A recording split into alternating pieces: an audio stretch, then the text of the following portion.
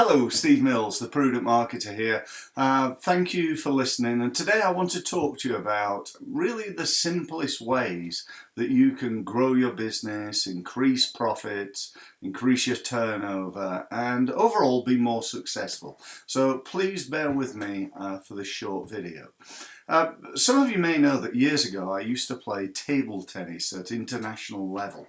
And one thing I can tell you about being a professional sportsman, which I was for over 10 years, is that you are very, very good at, or you become very good at preparation and execution and analysis. In other words, preparing for big matches, carrying out those matches, and then analysing those matches. How well did we do? What worked, what didn't, and so on and so forth. And I've taken that attitude into business. It just seems a natural thing. And so today I wanted to talk to you about what I consider to be one of the easiest, quickest ways of increasing turnover and obviously profit. And that is to improve two things. One is your sales system, and two are the skills of the people responsible for sales. Now, you could say that everybody in the organisation is responsible for sales, and that is true. So improving really the skills of everybody within the organisation as far as sales are concerned. So let's start by looking at the system. What actually happens right now when, for example, a lead comes in? How is that dealt with initially? What is the first step? After that, what is the second step? And then the third step, then the fourth step. And how many steps are there in between that? Now, obviously I don't know your system, but if I tell you what I find pretty often, the first step is that the phone is answered by someone, and pretty often that could be anyone. Once that's happened, an inquiry is taken. If it's answered by the salesperson, then they'll ask the appropriate questions. If not, they will get the salesperson to call back, and they will then ask the appropriate questions. So that's the first step. As a result of that, they'll either make a sale or they won't, and if they don't, maybe they'll progress to the meeting and then to a proposal, and then maybe they'll follow that proposal up. So my point in talking about this is to ask you a very powerful question, and that is, on a scale of 1 to 10, with 1 being absolutely awful to 10 being it couldn't possibly be any better, how good is your system? How good is your system?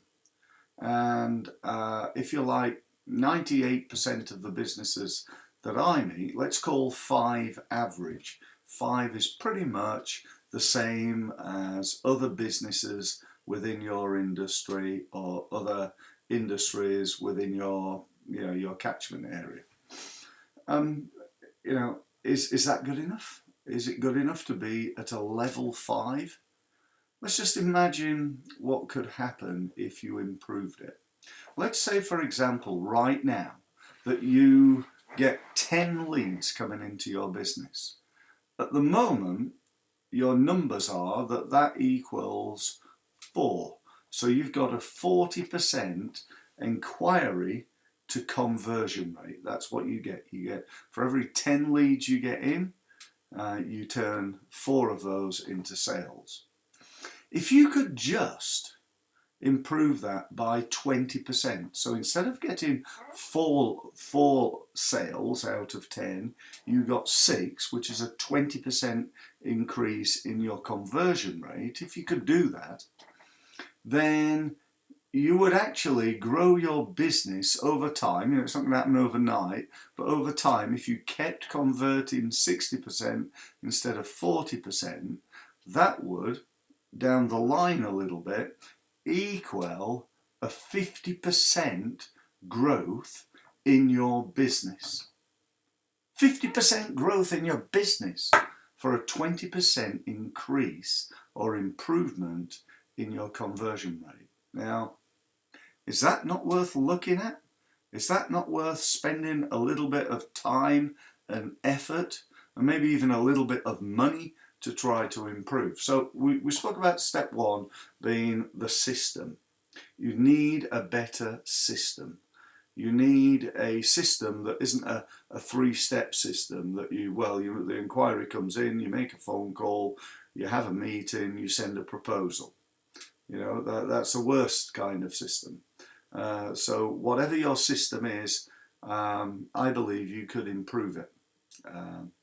And you really ought to work on that, no matter how good it is. I'm constantly working on my system, and I've been doing this for years. By the way, I've got a 77% conversion rate in my business. So, not bragging about that. I'm not trying to impress you. I'm trying to impress upon you the fact that A, I know what my conversion rate is, and B, I've worked for many, many years to improve that conversion rate. So, the next thing then is me, or in this case, you. How good are you? What about your sales skills? If you're responsible for selling in your business, then what do you actually do? How do you overcome objections? How do you open that meeting up? How do you build rapport with people? When you've built rapport with people, what are the questions that you're going to ask? What questions are you going to use to dig down a little bit? And to try and open the client up. When are you going to start closing? How good are you at creating closing type questions? When you do close, what's your conversion rate? How do you answer objections when they say, I want to think about it? Or, we've not got the budget right now, or, we've just not got time for this, Steve. What do you actually say to those types of objections? And how could you get over those objections more effectively? Now, don't get me wrong, I'm not into pushing people into things that they don't want to buy. But what I am into is helping people to make the right decision that helps them. Because if you do that, then you're going to keep a customer for life. I don't want to, from my marketing perspective, I don't want to sell people into a marketing program that is not right for them. Why would I want to do that? That's crazy. But I do want to get them to get over their hesitation, because they've not worked with me for years and they don't actually know me very well. I want to enable them to get over that hesitation so that I can help them with their marketing so that they can grow their business significantly. Does that make sense? I really hope it does. What about the follow-up? What happens after that? What about that proposal? How good is that? Should you even have a proposal? What about that follow-up? How long do you follow up for? My good friend Peter Thompson tells me you follow up until they die or buy. Now, I'm sure Peter's a little bit tongue-in-cheek with that, but maybe a little bit excessive. But what I do believe is that people don't follow up anywhere near to the level that they should. So that's about it for this video, really. I just want you to really start to think about your process and the skills that you've got, because for most people, their skills are nowhere near the level that they should or could be. And I was speaking at an event recently. I had 100 business owners in the room, and I said to them, hands up who's responsible for selling.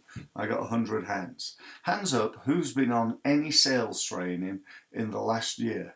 I had 3 hands. Now, come on, are you willing to trust somebody who can't even be bothered training themselves to do one of the most important jobs in your business, and that is selling?